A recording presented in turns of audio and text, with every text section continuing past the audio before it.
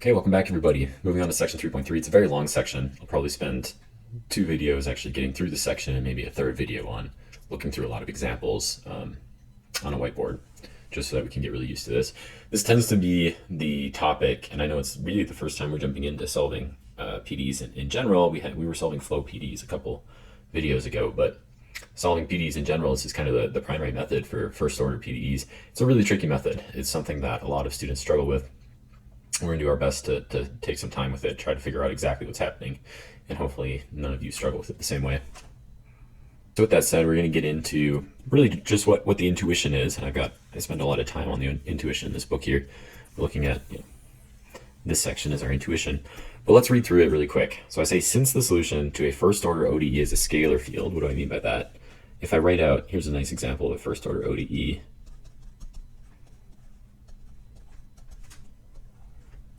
Right, the solution phi has to be a function of both x and y, and it's going to output in the real numbers. That's exactly the definition of a scalar field.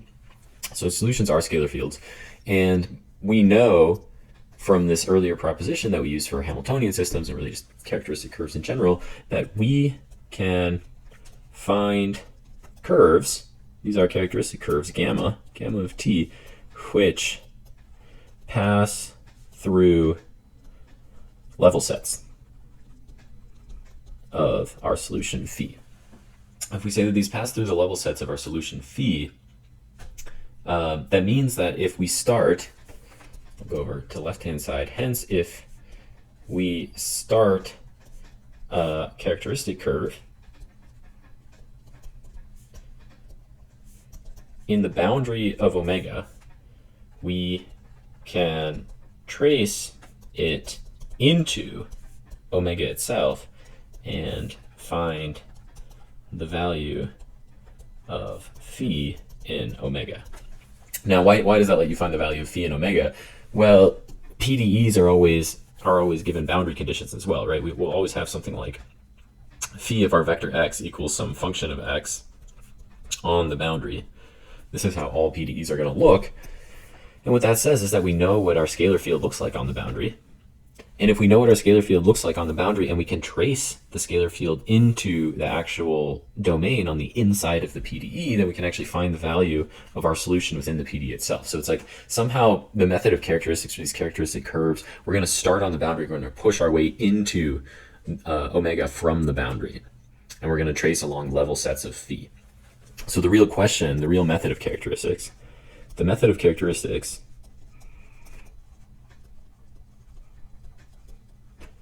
is the process of learning the shape of gamma, learning the shape of these characteristic curves from the PD itself, so that we can extend the value of our solution on the boundary, which, recall, is always given to us. The solution on the boundary is always given to us. That's the definition of boundary conditions. But we'd like to extend the solution on the boundary to the solution to the interior. We'd like to throw everything from the boundary inside of omega using characteristic curves. So with gamma of t. So let's draw a picture. Here's a domain. Here's the boundary of the domain.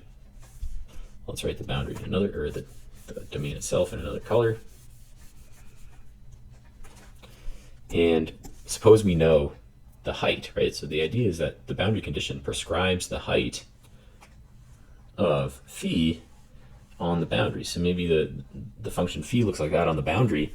What we want to do is we want to find the level sets. How do we find the level? We're looking for the level sets of phi. So there's phi. We're looking for its level sets. How do we extend the level sets to the interior? Well, we need to figure out what their shape is, right? So somehow we're trying to figure out the shape of the level sets. They're going to look something like this, right? They're going to be some continuous path that connects one edge of the boundary to the rest of the boundary, and we need to find the shape of all those. So the method of characteristic is finding all of these shapes, the shapes of the level sets, which connect the sides of the boundary together. So you can imagine if I can connect every side of the boundary through a level set to the other side of the boundary, and I can do that in a way that fills in all of the interior, then I can actually find phi. In some sense, that phi is phi on the boundary, but I also have phi on the interior, on omega itself. By connecting sides of the boundary through level sets, then I can find all of phi. The tricky thing is using the PDE itself to find those level sets. Okay, so the method of characteristics is somehow using the PDE itself to identify all of these curves through the level sets. And then when we find all those curves, we reconstruct phi throughout the entire domain. So that's intuition. That's what we're going to try to do. But unfortunately, we have to pass through quite a few preliminaries to get there. There's really a lot going on behind the scenes to make this all work. First preliminary we have is called restricted gradients. We kind of already saw this in the Hamiltonian systems. It's where I put a little subscript of a vector subscript against a gradient. What we want to think is that what we're going to do is we're going to form a vector using all of the directions. So we're going to form a gradient vector consisting of all of the directions of the original vector v. So whatever our subscript is, we're going to look at all the directions that are in the subscript. We're going to form a gradient vector that contains all of those. A good example of this would just be if I do the gradient of something like x1, 0, 0, there's really only one direction there. This is just the vector partial x1. If I wanted to do maybe x1, x2, 0, this is now the vector partial x1, partial x2. And so that the vector just grows to whatever size, however many directions exist in the subscript vector. This will always be like a subscript of our basis for our space. So what this gives me the ability to do is construct what I'm calling nabla sub boundary, right? So this is a gradient with respect to the boundary. That's what we can think about here. Gradient with respect to the boundary. And this is just going to consist of, this is the vector of all partial derivatives in the direction tangent to the boundary. And really this direction's plural. So the vector of all partial derivatives, also directional derivatives, you could probably think about it that way. The vector of all directional derivatives in the directions tangent to the boundary. So if I jump back to a boundary that looks something like this, nice one-dimensional boundary embedded in two-dimensional space. If that's my boundary, then if I grab a point on the boundary, there's tangent directions, right? So in fact, that's the tangent line to the boundary. Those directions are really the same direction, right? One's in the positive, one's in the negative direction. And this nabla sub the boundary is just going to be the, if I give this the name t for tangent, it's just going to be the partial derivative in that direction, t.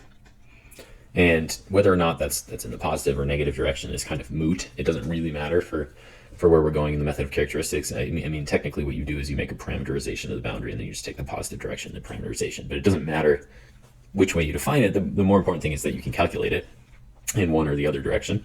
And with higher dimensional boundaries, let's consider maybe a sphere. You know, there's going to be multiple directions here. So if I grab that point at the top of the sphere, then there's the vertical direction as well as the horizontal direction. So that would be like T1 and T2. And so nabla, in this case, would be partial T1, partial T2. So it's just the vector which contains all partial derivatives in the directions of the boundary itself. And then this is, the next one is why we cared so much about the outward unit normal.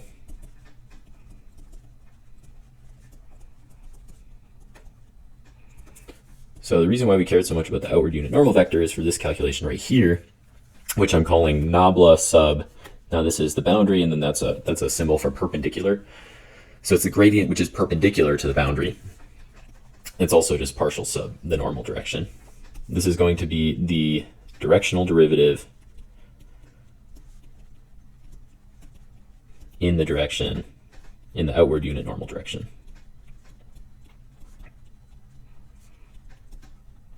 And in fact, you know, you could call this a vector, a one-dimensional vector, or you could just call it a number. Either way, it's the directional derivative in the outward unit normal direction. So you can think about it like that as well. It's n dot the regular gradient. So if you calculate n, right, calculate n, the vector n as in section 1.2, so jump back to section 1.2 and figure out how to calculate n for any given boundary. And then partial sub n is the directional derivative, and that's the same as the gradient in the perpendicular direction of the boundary. So these are kind of the definitions that are going to be important to us because these objects behave fundamentally differently.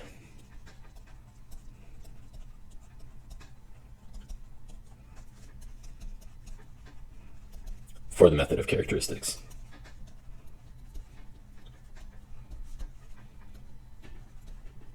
And I think with the picture I drew of the method of characteristics earlier, you should probably be able to understand why, right? When we have some boundary and we're trying to interpolate the characteristic curves through the boundary, each of these curves should emanate from the boundary in a non-tangential direction, right? So all of my characteristic curves that I'm looking for to push through into the interior, they don't necessarily need to be parallel in the negative direction of that word unit normal, but they need to have some non-zero component within that direction. So that's going to be very important to us, that we have the existence of a non-zero normal direction of these characteristic curves. And we'll see how that manifests later. Let's actually go through an example of this because I know it's probably confusing to just see all of the mathematics for these restricted gradients. So what we'll do instead is actually calculate this and consider the following domain. So this is a two-dimensional domain in which all of x squared plus xy plus y squared is less than 1. And I would draw this for you if I knew exactly what it looked like, and I could probably go through the work and figure out what that looks like. The important thing here is that we're really going to focus on the math itself and not on a picture.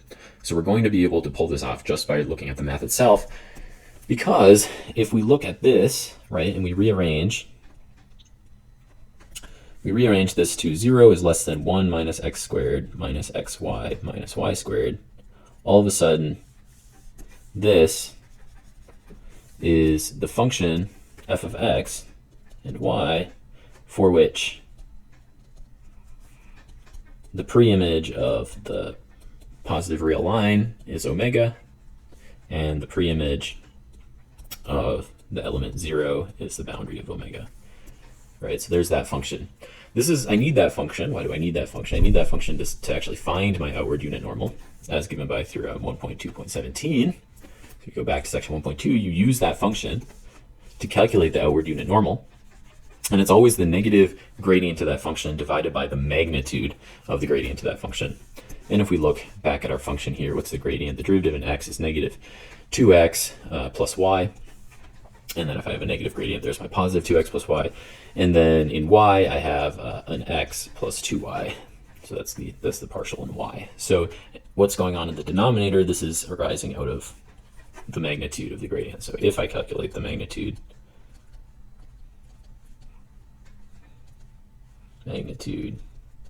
of nabla f on the boundary, this is important. So I've actually simplified that because it's been on the boundary. It is root 5 plus 3xy. So if I go ahead and calculate the magnitude of that on the boundary, you get 5 plus 3xy root. And so that's why I've divided by all those. And now that we have our normal, we can figure out, okay, I'm going to calculate both the tangent and the normal derivative. So now that I have the normal, I can find actually the tangent direction. How do you find the tangent direction in 2 dimensions? Well, we're just looking for the perpendicular vector to n. And we'll remind everybody that if I have a vector, arbitrary, just v1, v2 in 2 dimensions, then its perpendicular counterpart is going to be v2 negative v1. So I'm going to swap these two, and I'm going to add a negative sign to the second one. That's going to give me a perpendicular vector, which then n perpendicular, I'm going to swap these, make the second one negative. That gives me t right here. So that gives me the tangent direction. So now I have a normal direction and I have a tangent direction. Since I'm in 2 dimensions, that's all I need. There are only going to be 2 possible directions. I have my normal and I have my tangent, and that allows me to calculate both of these, right? It allows me to calculate the derivative in the directions of the boundary. That's just going to be the tangent directional derivative. It allows me to calculate the derivative normal to the boundary, which is just the normal directional derivative. And so I go back down here and I calculate both of those as, well, here's the tangent direction. I'm going to take the dot product of the tangent direction with the regular gradient, which you recall the regular gradient is just partial x partial y, and that immediately gives me this operator as the tangent derivative operator. Moreover, I can do the same thing with the normal derivative up here. Normal derivative, I take a dot product with partial x partial y, compute that dot product out, and that gives me my normal differential operator. And this is just always going to be a linear combination of something in partial x and partial y. Both of them will be, at least in 2 dimensions. And then we're just going to act these operators on our function which, recall, the function I was originally looking for was not this function f, right? I'm asking for what is the tangent and normal derivative of just this function. I just picked some scalar field and I said, let's use x cubed plus 3x squared y. So let's actually compute those two. All I'm going to do is grab this, act it on x cubed plus 3x squared y. I'm going to act it on x cubed plus 3x squared y. And then I just perform everything, take my partial derivatives, and I get my answers. You could definitely simplify those if you wanted to. This is more just an excuse to show you how to calculate these normal and tangential directions. And once you calculate them, how to actually perform the derivative in those directions. So that's the first preliminary. This next proposition is really not important at all. It's just something that I wanted to include because it is very slightly useful to recall that, yeah, if we take the direct sum of all of the directional derivatives in the directions of the boundary as well as the single directional derivative perpendicular to the boundary, I recover the entire gradient. For those of you who don't know what a direct sum is, this is just if I have a vector 1, 2, and I direct sum it with the vector 3, 4, you end up with the vector 1, 2, 3, 4. So it's just like gluing vectors together. So if I glue the gradient in the direction of the boundary along with the gradient in the perpendicular direction of the boundary, then I recover the full gradient. That has to be true because there are only d directions total, and they're all going to be orthogonal to each other. So it's totally fine. The important thing, though, what really comes up in the method of characteristics is this next proposition, which is where we're going to try to calculate the normal derivative, right? This is the direction perpendicular to the boundary. We're going to try to calculate that in terms of a PDE itself. Okay, this is really where the method of characteristics gains all of its power from. It's from taking a PDE, which I know this is a very abstract version of a PDE, abstract first order PDE. Right, we can think about your generic first order PDE as a function of space, a function of your scalar field, and a function of the first derivatives on the scalar field, and up to adding or subtracting some constant that'll be equal to 0. So this is just the generic first order PDE. And what we care about with the method of characteristics is that we can actually calculate the gradient perpendicular to the boundary using this PDE. So can we calculate the gradient perpendicular to the boundary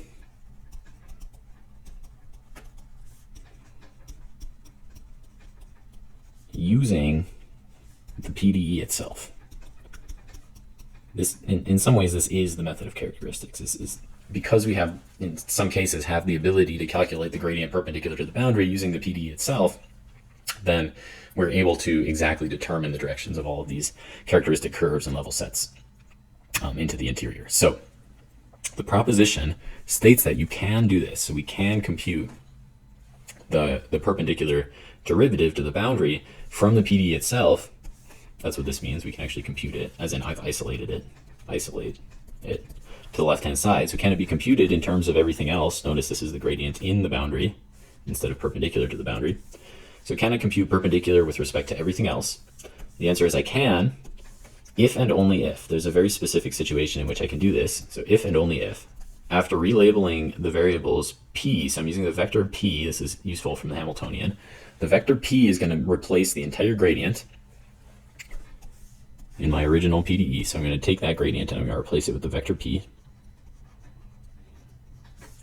Then I'm going to compute the gradient of f with respect to those variables. So compute gradient of f with respect to the variables. What are my variables? This is like p1, p2, ... pd. But what are each of those? This is really partial x1 var phi, partial x2 phi, partial xd phi. So when I compute the gradient of f with respect to those, and I take the dot product against the outward unit normal, which is also, this is the same as, nabla, the perpendicular derivative, but only in the directions of p, right? So it's a perpendicular derivative only in the directions of p, only in the directions of the first derivative, if that is not equal to 0 for everything in the boundary. So I need this directional derivative to be non-zero for every point in the boundary.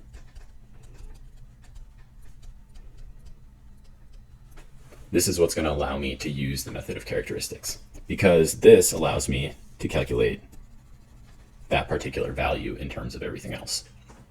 So we have a name for this. I do include the proof as to why this happens. It really relies on the inverse function theorem. This is a theorem for it's a version of advanced calculus 1. You probably, if you've taken a real analysis course, have probably covered it, but you could have covered it in calculus 1 depending on who your instructor was. But it's really a version of the inverse function theorem that allows this to be true, specific in the variables p. But we're going to actually see this in action, okay? So we're going to look at an example to make this actually seem plausible. We're going to calculate the gradient in the perpendicular direction to the boundary in terms of some PDE. So here's a PDE, partial x of phi plus 2y partial y of phi plus xy phi equals 0, first order PDE, very generic. And we've given ourselves a boundary here, which is x plus y squared is equal to 0, right? The boundary is going to be when it's equal to 0. Omega is going to be everything where it's greater than 0. And so that gives me a function for which I can use to compute the outward unit normal of the boundary. And I just go ahead and compute that. We get the following: negative 1 over root 1 plus 4y squared, and then negative 2y over root 1 plus 4y squared. That's going to be our outward unit normal vector. And we're going to see if we can compute this directional derivative, right? This is the outward unit normal directional derivative of phi. Can I compute this expression? So it's a giant expression in terms of the original PDE. So the original PDE is sitting right up here. I'm going to try to compute the expression below in red. I guess it's in blue when I invert the colors. I'm going to try to compute this expression in terms of the original PDE. So this original PDE. Well, I can get there, because what do? I take this PDE, I rearrange it so that I'm only looking in terms of partial x and partial y on the left-hand side. And then I compare some terms together and I say, wait a minute, the coefficient on partial x is a negative 1 over root 1 plus 4y squared there, and here the coefficient's a 1. Coefficient there is negative 2y over root 1 plus 4y squared, and over here the coefficient's 2y. So all I have to do is multiply by negative denominators and convert those two coefficients into what they should be. And then the right-hand side is just whatever it is. But we notice at this point, the left-hand side of my PDE, this is the same PDE it always was, the left-hand side is exactly the outward unit normal. So it's just like a rearrangement of the PDE. Can I rearrange the PDE itself so that one side is the outward unit normal? That's what we're really trying to do. Can I rearrange the PDE itself? And in fact, this is the PDE itself on the boundary. I only care about it on the boundary so that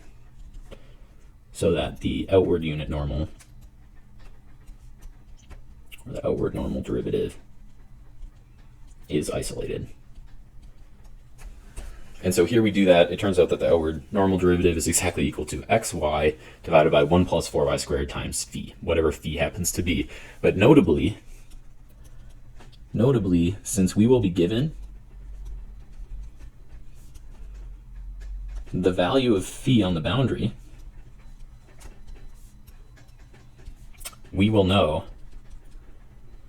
the outward normal directional derivative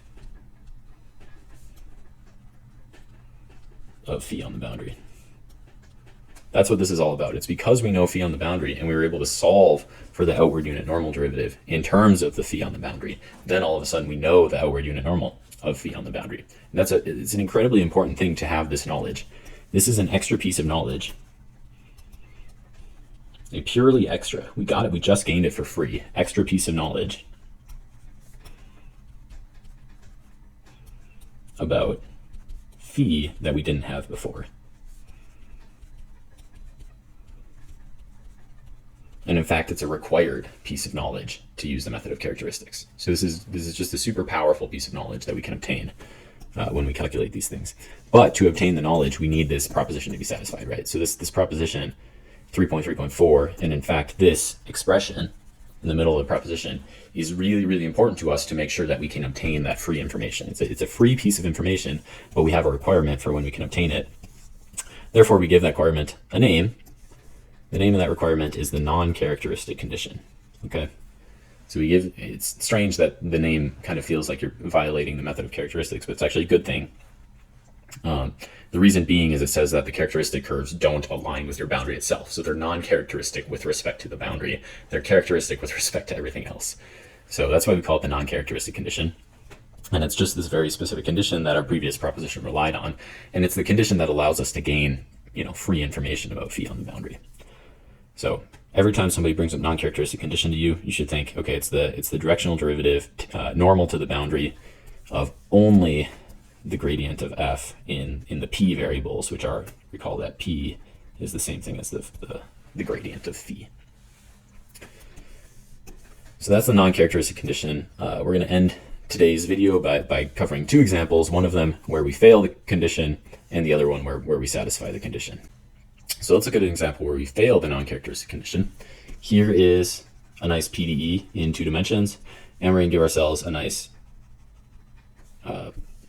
domain here. So here's the domain. It's pretty clear that my function of x1 and x2 is just x1 times x2, which means that the outward unit normal is going to be n equals the negative gradient of that divided by its magnitude, which is going to be negative x2 x1, and we're going to divide by the magnitude, 1 divided by root x2 squared plus x1 squared. So that's the outward unit normal. You'll notice below I have it computed. There it is. But we also want to rephrase this function in terms of this special thing p. Remember, I keep talking about p, and we haven't really seen how this gets used yet. So p is the vector of first derivatives of phi.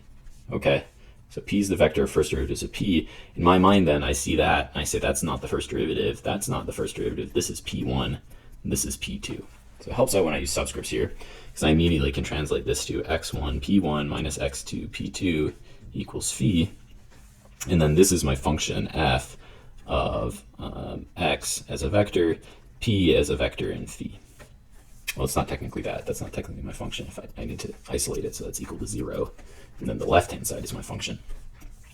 And I go through that process here, right? So there's x1 p1 minus x2 p2. If you bring everything to the left-hand side, set it equal to 0. Then the function is everything on the left.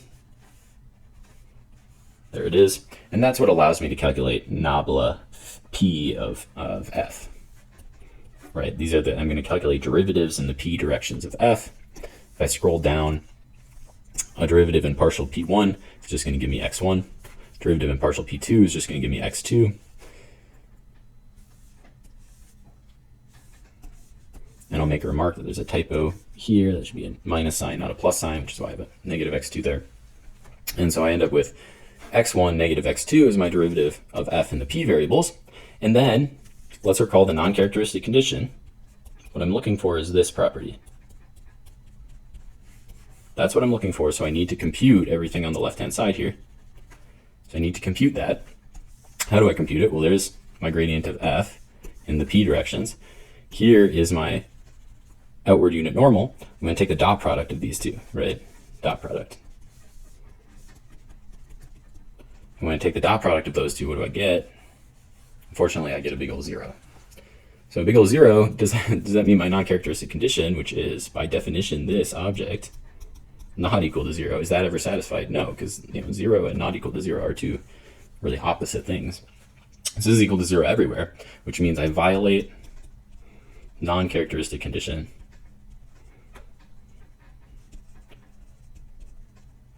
And thus cannot obtain information about the gradient in the perpendicular direction of the boundary of phi. So you just, this information just does not exist in this situation, which is unfortunate. And you will see it prevents us from using the method of characteristics. Okay, and then if we move on to a case where we do satisfy a non-characteristic condition, we've got a PDE here, which looks a little bit ugly because now we're in 3 dimensions, but not the end of the world. The important thing is to, as always, when we're testing these, the full method of characteristics, this entire chapter, first thing you always want to think about is to substitute our first order derivatives with p's, right? We're always going to make this substitution. Our derivative in time is going to be called p1, derivative in space, first derivative in space p2, and then the derivative in the second direction of space p3. And that's going to translate this function into a function of x's, y's, t's, p1, 2, and 3's. I'm a poet and I didn't know it.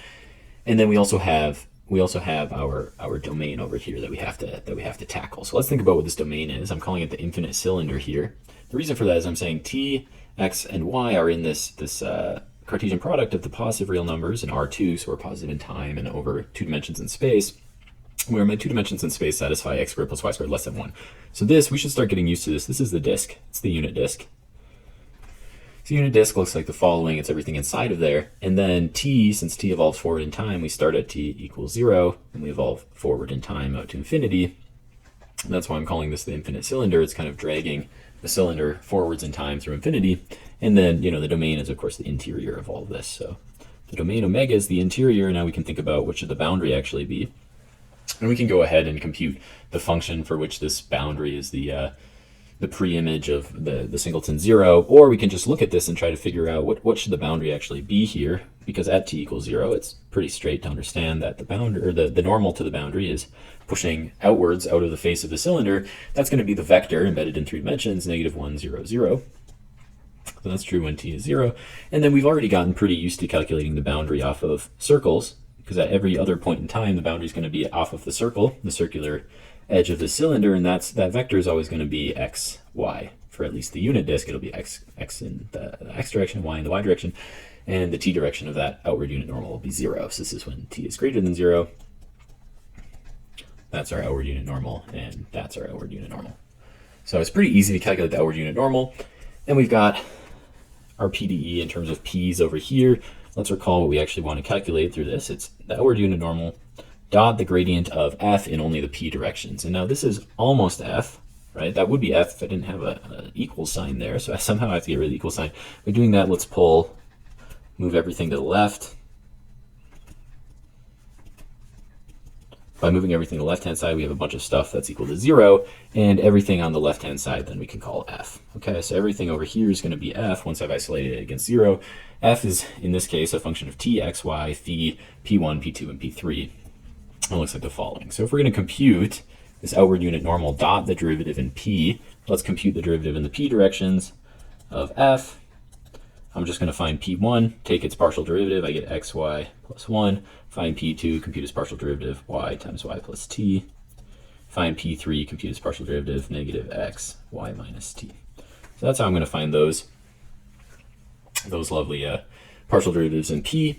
And then we just need to compute the dot product with our outward unit normal, which I already described, depending on whether or not t is equal to 0 or positive. So I'm going to compute the dot product of this vector with each of these 2 vectors, depending on if t is positive or not. So I really have 2 dot products to compute.